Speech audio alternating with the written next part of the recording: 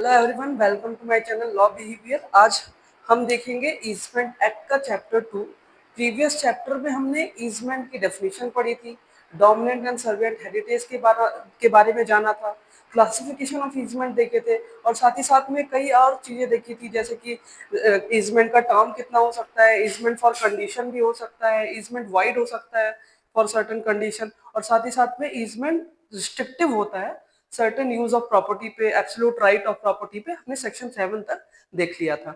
आज हम लोगों को पढ़ना है चैप्टर 2, जो कि दिया गया है सेक्शन 8 से सेक्शन 19 तक। हमने ये तो जान लिया कि ईजमेंट है क्या, सर्विएंट हेरिटेज क्या है, डोमिनेंट हेरिटेज क्या है, डोमिनेंट ओनर क्या है, सर्विएंट ओनर क्या है। पर हम आज ये जानेंगे कि ईजमेंट इंपोज कैसे की जाती है, ईजमेंट एक्वायर कैसे की जाती है, ईजमेंट अगर ट्रांसफर की जाती है तो क्या क्या कंडीशंस होती हैं उसमें। तो आज इन सभी चीजों के बारे में जानेंगे। बेसिकली ये चैप्टर बात करता है imposition, acquisition and transfer of the easement के बारे में। ये चैप्टर 2 है ईजमेंट एक्ट का और दिया गया है सेक्शन 8 से लेकर के सेक्शन 19 तक। चलिए अब हम लोग स्टार्ट करते हैं सेक्शन 8 से। तो सबसे पहला सेक्शन बात करता है हु मे इम्पोज ईजमेंट। सुखाचार का अधिरोपण कौन कर सकता है, कौन व्यक्ति सुखाचार अधिरोपित कर सकता है। ठीक है, तो कौन, who may impose a easement. तो कोई भी व्यक्ति ईजमेंट इम्पोज कर सकता है। Easement may be impose by anyone. ठीक है, ये कॉम्पिटेंसी, बेसिकली ये कॉम्पिटेंसी की बात कर रहा है कि ईजमेंट इम्पोज कौन करेगा। तो सेक्शन 8 बात कर रहा है हु मे इम्पोज ईजमेंट, अधिरोपण कौन कर सकता है सुखाचार का। तो कोई भी व्यक्ति कर सकता है, बाय एनीवन।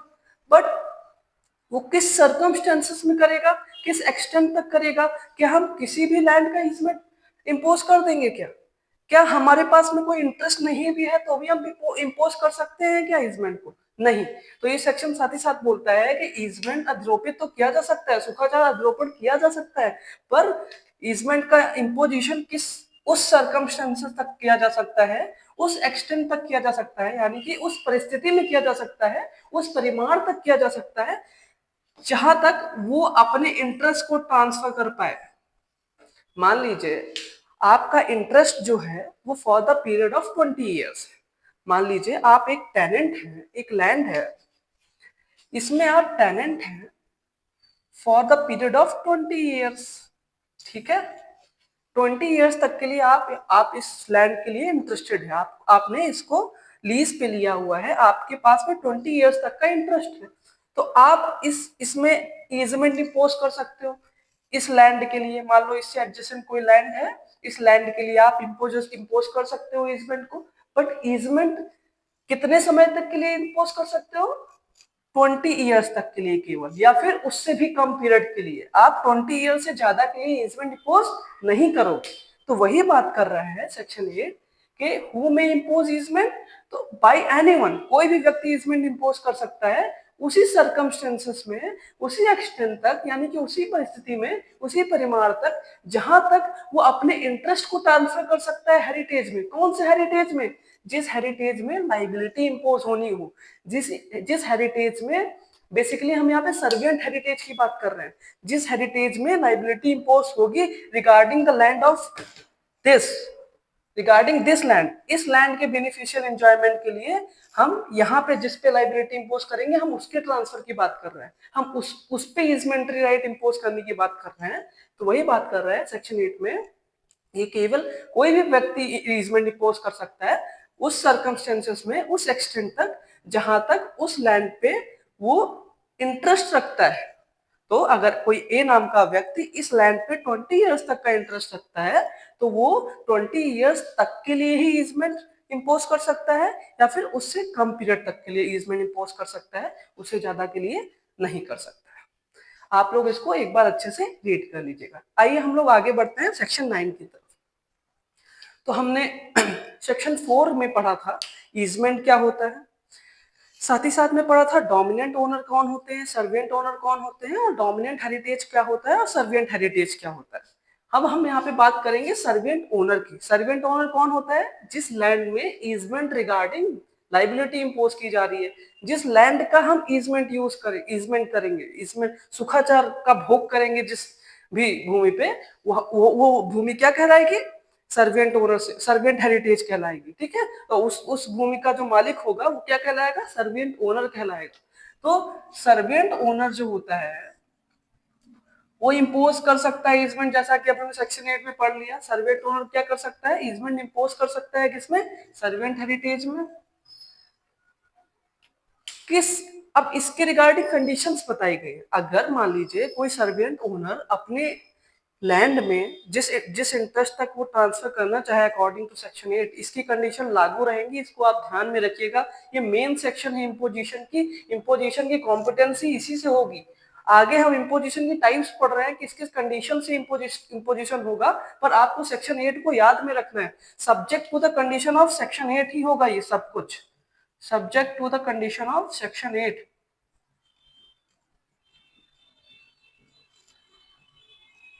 ठीक है, इसको आप रिमेंबर करिए।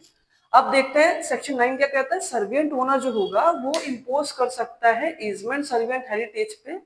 कैसे, अगर मान लीजिए उसी सर्वेंट हेरिटेज पे ऑलरेडी कोई ईजमेंट एग्जिस्ट कर रहा है तो उस ईजमेंट की यूटिलिटी पे इफेक्ट ना पड़े, वो ईजमेंट लेसन यूटिलिटी वाली ना हो जाए, ठीक है। और साथ ही साथ में अगर हो रहा है ऐसा, उस ईजमेंट का इफेक्ट पड़ रहा है जो ऑलरेडी एग्जिस्ट कर रहा है, तो उस पे इफेक्ट उस ईजमेंट को यूज करने वाले डोमिनेंट ओनर की कंसेंट से पड़ना चाहिए, तब ये चीज वैलिड होगी। हम आपको एग्जांपल से समझाते हैं। फिर से यहीं पे आ जाइए। ये एक सर्विएंट हेरिटेज है, इसको हम शॉर्ट फॉर्म में लिख रहे हैं एज सच। ये सर्विएंट हेरिटेज है, इसका कोई सर्विएंट ओनर होगा और ये डोमिनेंट हेरिटेज है। सर्वेंट ओनर जब इस पे ईजमेंट इंपोज कर रहा है, मान लीजिए इस लैंड के ओनर को, इस लैंड के ओनर को, ये ए लैंड ए है, ये बी है इसका ओनर और इसका ओनर सी है। तो ए बी लैंड के ओनर को जब ईजमेंट इंपोज करता है तो यहाँ पे इसके लैंड पे ऑलरेडी सी का ईजमेंट है, एग्जिस्ट कर रहा है, ठीक है। सी का जो कि उसके बाजू में ही रहता है, उसका ईजमेंट उसके लैंड पे ऑलरेडी एग्जिस्ट कर रहा है। उसके बावजूद वो बी को क्या कर रहा है, ईजमेंट इंपोज कर रहा है इसी लैंड पे। कर सकते हैं ऐसा हम, एक से अधिक लोगों को, एक से अधिक डोमिनेंट ओनर्स को अपना जो ईजमेंट है वो इंपोज कर सकते हैं। तो हम इसको इंपोज तो कर देंगे, पर हमें ये याद रखना है कि इसके राइट पे इफेक्ट ना पड़े। ये सो जो सी है, ये जो सी लैंड का ओनर है, उसके राइट्स पे जो कि सर्वेंट हेरिटेज पे है, उस पे इफेक्ट नहीं पड़ना चाहिए। फॉर एग्जाम्पल, अगर इसका यहां से निकलने का अधिकार है, मान लीजिए इस लैंड का जो सी है ये, इसका यहां से निकलने का अधिकार है, ये इस सर्वेंट हेरिटेज से होकर के, और यहाँ के मालिक ने इस डोमिनेंट ओनर को, बी वाले लैंड को, ये यहाँ पे अधिकार दिया है कि वो अपने जो गाय भैंस है उनको यहाँ पे ग्रेज करा सकता है, मतलब उनका वो जो चराते हैं गाय को, वो चरा सकते हैं यहाँ पे। तो अपने गायों को उनको इस तरह से चराना है, इस तरह से इस ईजमेंट का यूज करना है कि सी के राइट टू वे पे इफेक्ट ना पड़े, ठीक है ना। जो सी का वहां से निकलने का जो रास्ता है उस पे इफेक्ट नहीं पड़े। तो यही बात कर रहा है कि कोई भी सर्वेंट ओनर अपने सर्वेंट हेरिटेज में ईजमेंट तो इंपोज कर सकता है, बट अगर उस लैंड में ऑलरेडी कोई ईजमेंट एग्जिस्ट कर रहा है तो उसके यूटिलिटी पे आपको इफेक्ट नहीं करना है, उसकी यूटिलिटी समाप्त नहीं होनी चाहिए, जैसा कि अभी हमने एग्जांपल में देख लिया, ठीक है। यूटिलिटी समाप्त नहीं होनी चाहिए। अगर आपको समाप्त करना भी है ना, तो आपको उसी ओनर की जिसकी यूटिलिटी समाप्त हो सकती है उससे कंसेंट लेना पड़ेगा आपको। जैसे कि यहाँ पे अगर बी को घास चरानी थी, ये वाला ईजमेंट ऐसा सर्वेंट हेरिटेज में बी को दिया जा रहा था, इम्पोज किया जा रहा था, तो सी की कंसेंट ले लेते, भले इसको ऑब्स्ट्रक्शन होता तो फिर ये चीज वैलिड होती। बट अगर सी की कंसेंट नहीं ली गई है और उसके राइट टू वे में रिस्ट्रिक्शन कॉज हो रहा है, तो फिर ये जो ट्रांसफर है, यानी कि ये जो इम्पोजिशन है, ये जो अधिरोपण है, ये वैध यानी कि वैलिड नहीं होगा। आई होप आपको सेक्शन 8 और सेक्शन 9 क्लियर होंगे। सेक्शन 8 मेन प्रिंसिपल है, इसको आप याद में रखिए। इसको अभी भी हम आगे सेक्शन 10 में पढ़ेंगे ना, तो भी आप इसको याद रखिएगा कि सेक्शन 10 में भी हम इम्पोजिशन कर रहे हैं ना, तो subject to the condition of section 8 ही कर रहे हैं, ठीक है। अब हम लोग सेक्शन 10 के आगे, सेक्शन 10 की ओर बढ़ते हैं। देखिए, अब कोई, अब हम जानते हैं कि कोई प्रॉपर्टी अगर लीज की गई है, मॉर्गेज की गई है तो लीज में हम अपना राइट टू एंजॉयमेंट ट्रांसफर कर रहे हैं, ठीक है, भोग करने का अधिकार हम किसी को अंतरित कर रहे हैं। और अगर मॉर्गेज की गई है तो वो बंधक हम एज अ सिक्योरिटी उसको किसी के पास रख रहे हैं, बट उसमें भी कोई ना कोई इंटरेस्ट ट्रांसफर हो रहा है, आप ओनरशिप ट्रांसफर नहीं कर रहे हो। तो हम ये जानते हैं तो जो मॉर्गेजर होता है और जो लेसर होता है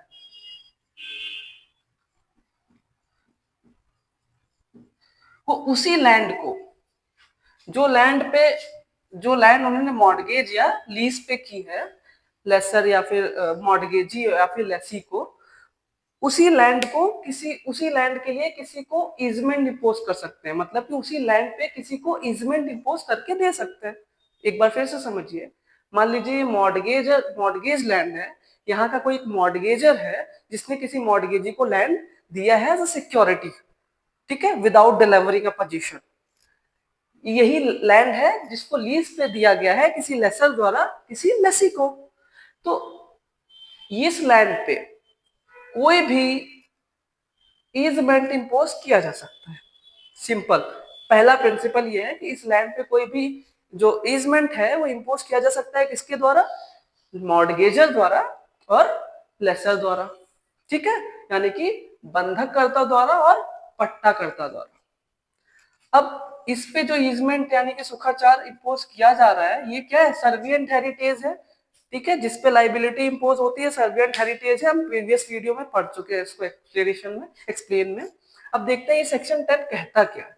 तो लेसर इंपोज कर तो सकता है ईजमेंट को, बट वो लेसी के राइट को डेरोगेट नहीं करेगा, मतलब कि लेसी के राइट्स जो है, लेसी के अधिकार जो है उस लैंड पे, वो अफेक्ट नहीं होंगे इस ईजमेंट के इम्पोजिशन से, ठीक है। लेसर अगर इस लैंड पे जो उसने लीज पे दी है किसी लेसी को, उस पे वो ईजमेंट इम्पोज कर रहा है, ईजमेंट अधिरोपित कर रहा है, तो वो लेसी के राइट्स को डेरोगेट नहीं कर सकता।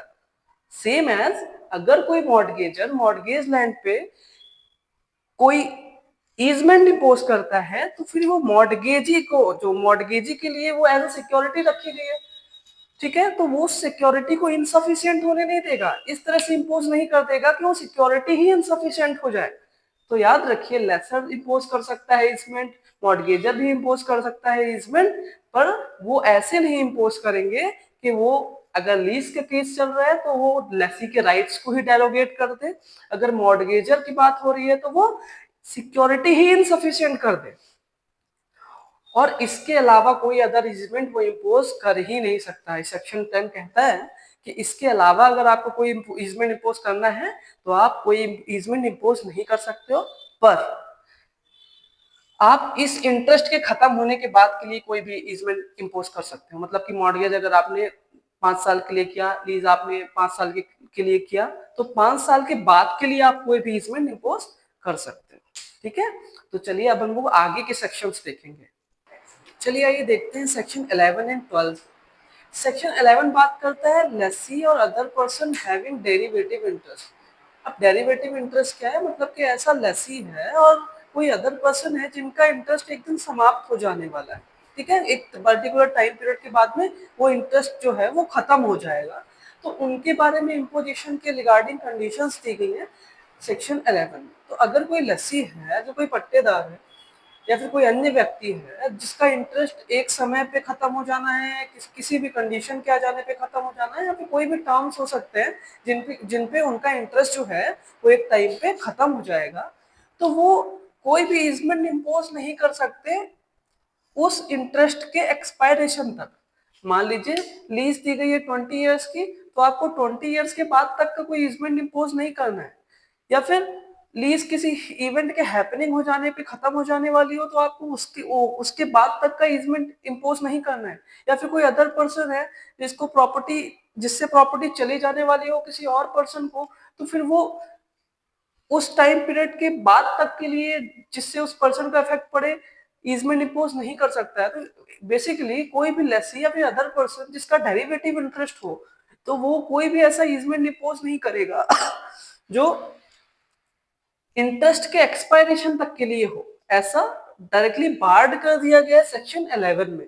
सेक्शन 11 एक और बात करता है कि अगर आपको और ऐसा भी कोई इजमेंट इम्पोज नहीं करना होगा जो लेसर्स के राइट को डेरोगेट कर रहा हो। लेसर का राइट ही डेरोगेट हो रहा है उससे, लेसर के राइट के विपरीत हो। अगर कोई लेसी है तो ऐसा इजमेंट इम्पोज नहीं करेगा जो लेसर के राइट्स क्या कर रहे हो, डेरोगेट कर रहा हो, उनके राइट है वो अफेक्ट हो रहे हो, किसके, पट्टाकर्ता के राइट जो है वो अफेक्ट हो रहे हो आपको ऐसा। या फिर कोई भी सुपीरियर प्रोपराइटर, मान लीजिए अदर पर्सन की बात कर रहा है, तो कोई भी अन्य व्यक्ति जिसके पास में प्रॉपर्टी जाने वाली हो, जिसकी बेसिकली प्रॉपर्टी हो, उसके राइट्स को अफेक्ट कर रहा हो, तो फर्स्ट कंडीशन आपको ईजमेंट एक्सपायरेशन, आपके इंटरेस्ट के एक्सपायरेशन तक के लिए आपको इंपोज नहीं करना है, और साथ ही साथ में ऐसे इंपोज नहीं करना है जो मेन पर्सन है, जिसका टाइटल है या फिर जो लेसर है, उसके राइट्स डेरोगेट हो रहे हैं। ठीक है, चलिए अब आते हैं सेक्शन 12 में। सेक्शन 12 अभी हम लोग जो इस चैप्टर में पढ़ रहे हैं वो mode of acquisition of easement पढ़ रहे हैं, ईजमेंट कैसे एक्वायर किया जाए। ठीक है, तो ईजमेंट इंपोज किया जा सकता है, ईजमेंट बाय नेसेसिटी हो सकता है, ईजमेंट बाय सर्कमस्टेंसेस हो सकता है, और चीर भोग द्वारा भी ईजमेंट लिया जा सकता है, प्रिस्क्रिप्टिव ईजमेंट जिसको बोलते हैं, हम लोग आगे पढ़ेंगे सेक्शन 15 में उसके बारे में। तो हम लोग ईजमेंट एक्वायर करने की बात कर रहे हैं, तो ईजमेंट एक्वायर कौन करता है ये सेक्शन 12 बताता है, कौन पर्सन ईजमेंट एक्वायर कर सकता है। तो कोई भी पर्सन जो किसी लैंड का ओनर है, जिसकी बेनिफिशियल एंजॉयमेंट के लिए उसको ईजमेंट इम्पोज करना है किसी लैंड पे, तो फिर वो ईजमेंट इम्पोज कर सकता है, मतलब कि ईजमेंट एक्वायर कर सकता है। ठीक है, तो ये लैंड है, इसका ओनर जो है इस लैंड के लिए ईजमेंट क्या कर सकता है, एक्वायर कर सकता है। ठीक है, ये इस लैंड का कोई पजेशर हो सकता है जो इस लैंड के लिए ईजमेंट एक्वायर कर सकता है। मान लीजिए कोई दो प्रॉपर्टी है, दोनों के कोई को एक प्रॉपर्टी है, इनके कोई दो लोग को ओनर है, मतलब कि दो ओनर्स है, उनको हम को ओनर्स के नाम से बोलेंगे।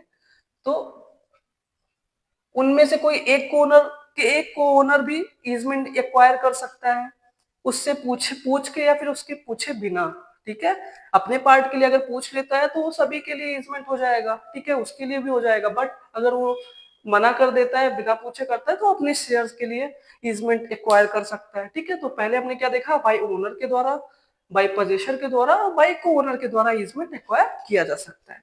इसका एक एक्सेप्शन है, इसको ध्यान रखिएगा, इसको ध्यान से समझिएगा। एक्सेप्शन कहता क्या है कि अगर कोई भी लसी है, किसी प्रॉपर्टी का कोई पट्टेदार है, कोई लसी है, तो वो ईजमेंट एक्वायर तो कर सकता है कुछ कंडीशंस में, पर वो ईजमेंट इस कंडीशन पे एक्वायर नहीं करेगा कि मान लीजिए ये लीज वाली प्रॉपर्टी है, ये प्रॉपर्टी है, मान लीजिए ए प्रॉपर्टी है जो कि किसी पर्सन को क्या की गई है, लीज की गई है, और इसी के लगी हुई कोई प्रॉपर्टी है जो बी प्रॉपर्टी है, और उस ये सी नाम का व्यक्ति इस प्रॉपर्टी का क्या है, ओनर है। सी नाम का व्यक्ति बी प्रॉपर्टी का क्या है, ओनर है, और ए जो प्रॉपर्टी है वो लीज करी गई है किसको, सी को ही लीज करी गई है, सी को ही लीज करी गई है, और सी इसका क्या है, लेसी है। तो सी ए प्रॉपर्टी पे इस लैंड के बेनिफिशियल के एंजॉयमेंट के लिए ईजमेंट इम्पोज नहीं कर सकता, मतलब कि ईजमेंट एक्वायर नहीं कर सकता। ए ईजमेंट एक्वायर नहीं करेगा लीज्ड प्रॉपर्टी पे अपनी ओन्ड प्रॉपर्टी के बेनिफिशियल एंजॉयमेंट के लिए। ध्यान से सुनिएगा, ये एक्सेप्शन है सेक्शन 12 में जो कि दिया गया है। जो सी पर्सन है, जो लेसी है, वो लीज प्रॉपर्टी पे कोई भी ईजमेंट एक्वायर नहीं करता है, किस चीज के लिए, अपने बी लैंड के बेनिफिशियल एंजॉयमेंट के लिए, अपनी ओन लैंड के बेनिफिशियल एंजॉयमेंट के लिए। ये सेक्शन 12 का एज ए एक्सेप्शन हम पढ़ सकते हैं। आइए देखते हैं नेक्स्ट सेक्शन। चलिए आइए देखते हैं अब ईजमेंट, जो कि सेक्शन 13 में बताए गए हैं दो टाइप के ईजमेंट्स के बारे में, easement of necessity and quasi easement के बारे में। देखिए ये टाइप्स ऑफ ईजमेंट हैं, कई तरह के ईजमेंट होते हैं, जैसे कि necessity easement, quasi easement, customary easement. ठीक है, तो ये हम लोग नेसेसिटी ईजमेंट के बारे में, ईजमेंट ऑफ नेसेसिटी के बारे में और कॉजी ईजमेंट के बारे में पढ़ेंगे। पहले थोड़ा सा जान लेते हैं कि इसका मतलब क्या होता है। इसको हिंदी में आवश्यकता का सुखाचार और सुखाचार के सदृश अधिकार बोला जाता है। अब पहले ईजमेंट बाय नेसेसिटी को देखते हैं। नेसेसिटी क्या होता है, एक ऐसा ईजमेंट होता है जहां पे कोई प्रॉपर्टी ट्रांसफर हो रही होगी जब, तो उस ट्रांसफर्ड प्रॉपर्टी पे जो ईजमेंट होगा उसका इस्तेमाल किया जाना होगा, या तो ट्रांसफरर के द्वारा या तो ट्रांसफरी के द्वारा। ठीक है, और उस ईजमेंट को इस्तेमाल किए बिना वो अपना सब्जेक्ट इस्तेमाल ही नहीं कर सकते, अपना सब्जेक्ट यूज ही नहीं कर सकते। मतलब कि उस वो नीडेड है उस प्रॉपर्टी को जो कि ट्रांसफर्ड है उसको यूज करने के लिए, ठीक है, वो ईजमेंट नेसेसरी है। या फिर जो ट्रांसफर किया गया है उस पे ईजमेंट अपनी प्रॉपर्टी का बेनिफिशियल एंजॉयमेंट के लिए जरूरी है। अभी आपको समझ नहीं आया होगा, पर आप एक एक करके जब समझेंगे तब समझ में आएगा, एक एक क्लॉज समझेंगे। तो जो सेक्शन 13 का क्लॉज ए, सी और ई है वो बात करता है ईजमेंट बाय नेसेसिटी की, और जो बी, डी और एफ है वो बात करता है कॉजी ईजमेंट की। बेसिकली ईजमेंट बाय नेसेसिटी तो आवश्यकता का सुखाचार कहलाता है, नाम से ही पता चल रहा है कि वो नीडेड है, ठीक है। और कॉजी ईजमेंट क्या होता है? Easement by reason of circumstances, मतलब परिस्थितियां ऐसी बन चुकी हैं जो उस ईजमेंट का इस्तेमाल हमको करना ही पड़ेगा, उस परिस्थिति के अकॉर्डिंग हो जाता है, ठीक है। तो हम लोग देखते हैं एक करके ईजमेंट बाय नेसेसिटी को। सबसे पहले देखिए क्या है। दो लैंड है मान लीजिए, ठीक है। पहला क्लॉज हम लोग देख रहे हैं, एक ये लैंड है, एक ये लैंड है।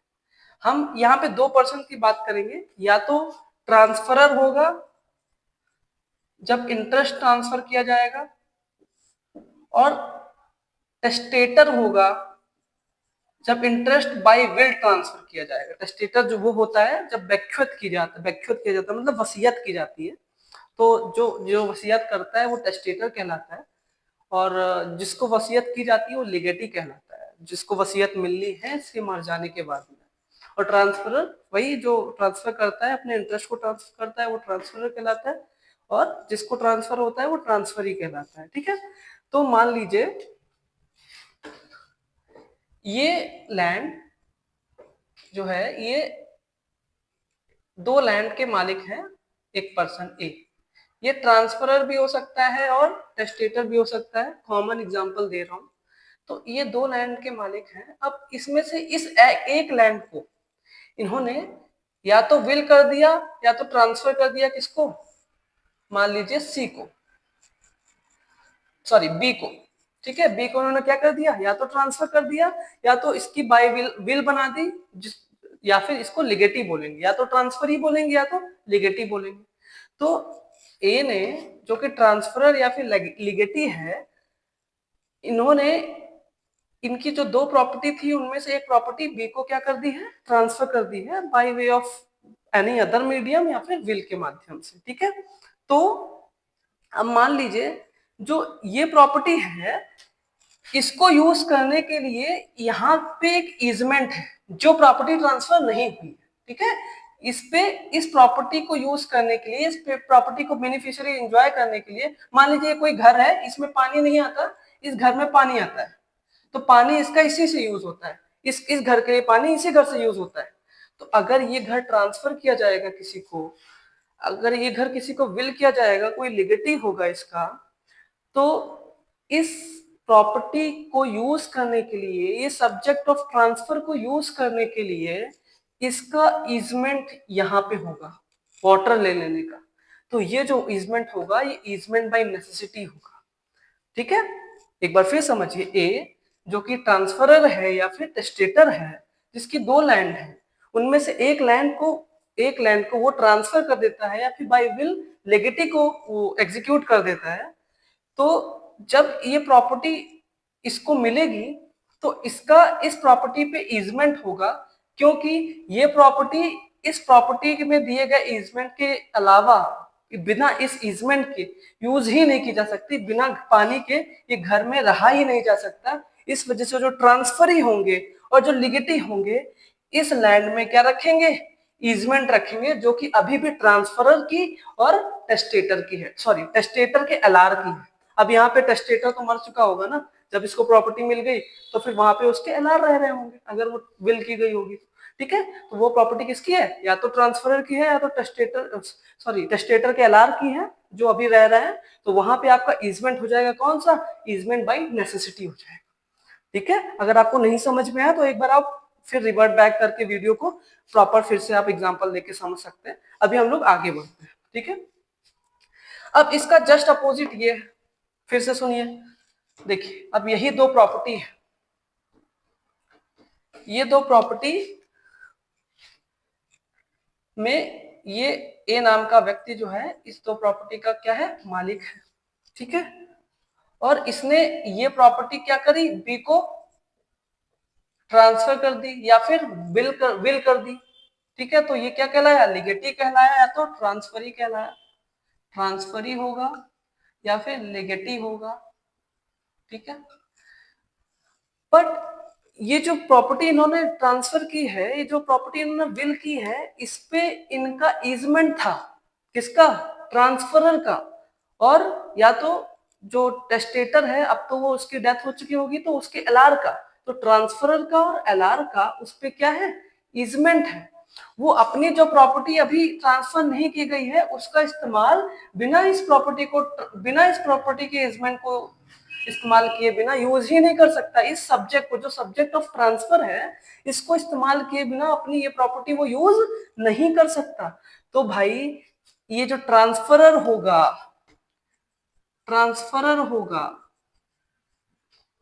या फिर एलआर होगा टेस्टेटर का, टेस्टेटर वो जिसने विल किया था, उसका ईजमेंट बाय नेसेसिटी क्रिएट हो जाएगा किस पे, सब्जेक्ट ऑफ द ट्रांसफर पे। ठीक है, क्योंकि इस घर को यूज करने के लिए इस घर से क्या चाहिए होता है, पानी चाहिए होता है। ठीक है, तो ये उसका उल्टा हो जाएगा। यहाँ पे पहले हमने पढ़ा था ट्रांसफरी का और लिगेटी का राइट हो रहा था सब्जेक्ट ऑफ ट्रांसफर पे, अब यहाँ पे वो नेसेसिटी वाला ईजमेंट राइट हो रहा था, अब यहाँ पे ट्रांसफर का और टेस्टेटर के एलआर का नेसेसिटी वाला ईजमेंट्री राइट हो रहा है। ठीक है, समझ में आया होगा। अब हम लोग बात करते हैं नेक्स्ट क्लॉज की, ईजमेंट बाय नेसेसिटी के नेक्स्ट क्लॉज की, जिसमें बताया गया है कि एक प्रॉपर्टी है।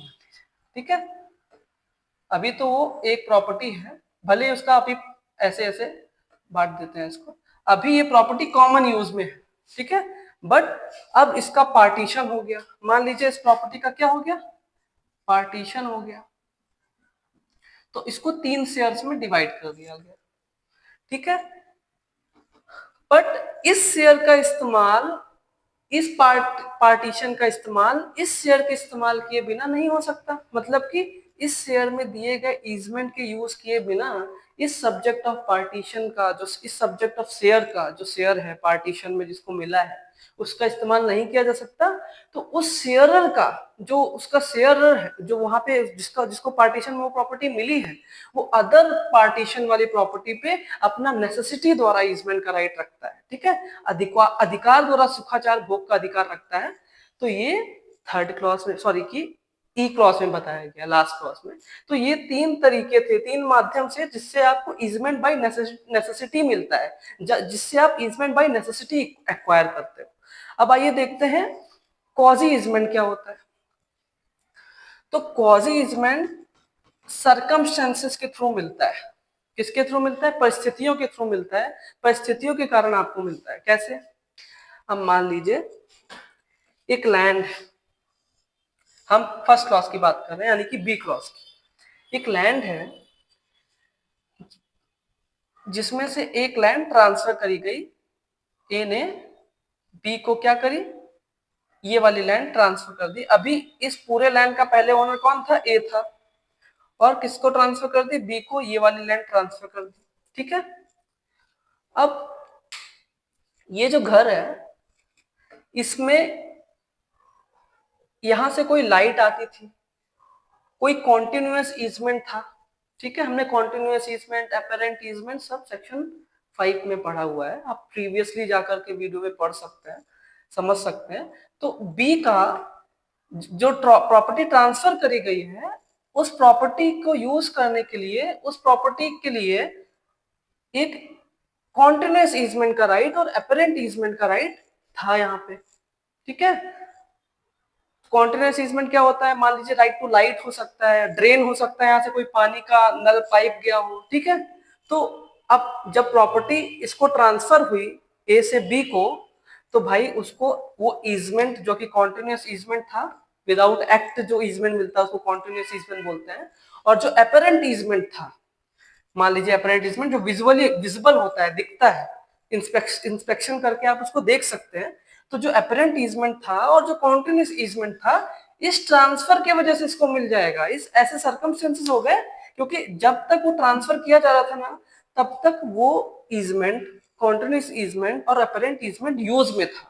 At the time of transfer क्या था, वो ईजमेंट यूज में था। तो जब ए इस प्रॉपर्टी को बी को ट्रांसफर करेगा तो वो ईजमेंट ऑटोमेटिकली इसको मिल जाएगा। अगर कोई अदर टर्म्स एंड कंडीशन होती है कॉन्ट्रैक्ट में, हम उसकी बात नहीं कर रहे हैं। नॉर्मल जनरल रूल यही है कि बी को वो ईजमेंट जो कि कॉन्टिन्यूस ईजमेंट है और अपरेंट ईजमेंट है उसको ऑटोमेटिकली मिल जाएगा। ठीक है, तो ये क्लॉज बी बात करता है। और वो बी जो है या तो ट्रांसफर ही हो सकता है या तो लिगेटी हो सकता है। जैसा कि हमने देखा, आपको मैंने पहले बता दिया कि यहाँ पे जो ट्रांसफर होगा या तो वो ट्रांसफरर होगा या तो वो टेस्टेटर होगा, उसने बाय विल प्रॉपर्टी ट्रांसफर करी होगी।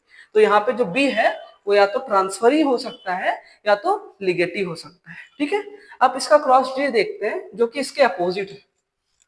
ठीक है, अब मान लीजिए ए है, उसने बी को प्रॉपर्टी ट्रांसफर करी। तो जब वो प्रॉपर्टी ट्रांसफर कर रहा था तो यहां से उसको लाइट एयर वगैरह आती थी जो कि कॉन्टिन्यूस ईजमेंट की कैटेगरी में आता है। एग्जांपल दे रहा हूं मैं, या तो कोई ड्रेन था, कोई पाइपलाइन गई हुई थी जो कि ए के हाउस में जाती थी और उससे उसको पानी मिलता था, लाइट और एयर मिलता था। अब ए को मिल रहा है, जो ट्रांसफर कर रहा है उसको मिल रहा है। ठीक है, तो यहाँ पे जब वो प्रॉपर्टी बी को ट्रांसफर करेगा ना तो फिर वो ईजमेंट रखेगा यहाँ पे। ठीक है, उसका ईजमेंट इस प्रॉपर्टी पे रहेगा, भले ही वो प्रॉपर्टी इन्होंने किसको ट्रांसफर कर दी है, बी को ट्रांसफर कर दी है। ठीक है, तो वो ईजमेंट अभी भी उसके पास में रहेगा। वो अपेरेंट और कॉन्टिन्यू ईजमेंट का इस्तेमाल ए करेगा। ठीक है, क्योंकि एयर और लाइट के बिना कोई नहीं रह सकता। ठीक है, पानी उसके घर से आता था, वो अपेरेंट ईजमेंट था, तो उस ईजमेंट का इस्तेमाल ए करेगा भले ही उसने बी को वो क्या कर दिया, ट्रांसफर कर दिया हो। ये क्लॉज डी बताता है ये क्वाजी ईजमेंट का सेकंड टाइप।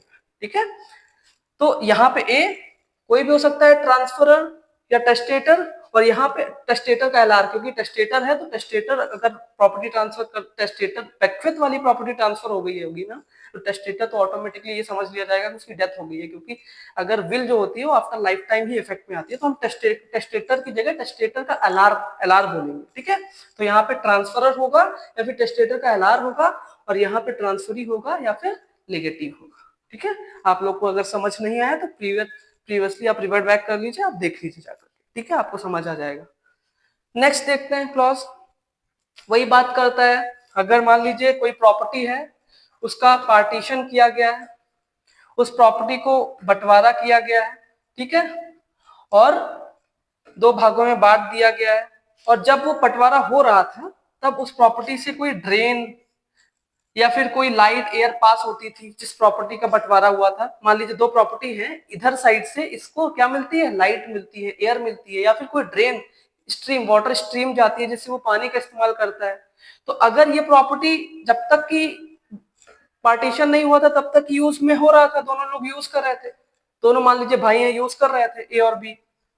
ठीक है, अब इसका पार्टीशन हो गया तो यहां से आ रहा था तो बी को क्या मिल जाएगा, यहाँ का ईजमेंट मिल जाएगा।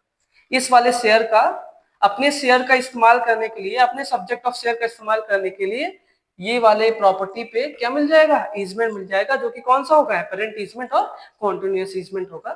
तो ये टोटल सेक्शन 13 है जो कि ईजमेंट बाय नेसेसिटी और कॉजी ईजमेंट की बात करता है। ठीक है, अब यहाँ पे जो हम ट्रांसफरर बोल रहे हैं इसमें बाय ऑपरेशन ऑफ लॉ जब प्रॉपर्टी ट्रांसफर होगी ना वो भी इंक्लूड होता है।